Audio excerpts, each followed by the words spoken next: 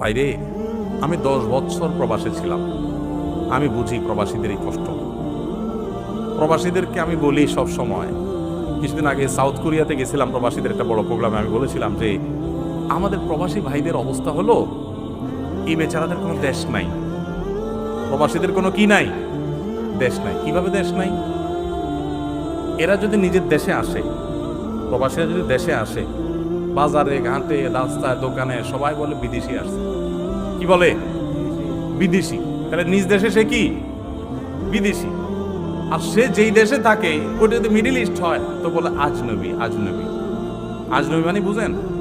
আজনবী মানে অচেনা, অজানা, অপরিচিত, মানে এর চিনি না, মানে এটা আমাদের দেশের না, মানে বিদেশি, সোজা কথা।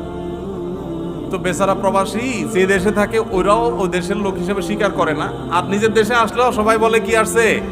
বিদেশি আসছে। তো বেচারা কোনো দেশ আছে? নাই। দেশ হলো ওই বিমানে যতক্ষণ আকাশের উপরে থাকে ওই বিমান। এই কষ্টের কোনো শেষ নাই। সারা জীবন উপার্জন করে কাউকে খুশি করতে পারে না। এত দেওয়া দেওয়ার পরেও মানুষ কি হয় না?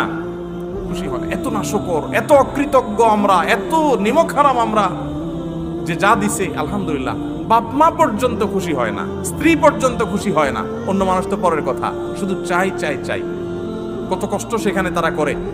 যদি তারা একেবারে আরামের মধ্যেও থাকে, প্রিয়জন থেকে দূরে থাকার কষ্ট কত বেশি, এটা যারা জেল জীবনে থাকে তারা বুঝে। আর যারা প্রবাসে আছে তারা কিছুটা টের পায় কত কষ্ট হয়। এজন্য প্রবাসীদের প্রতি জুলুম করবেন না আল্লাহর রাসূল।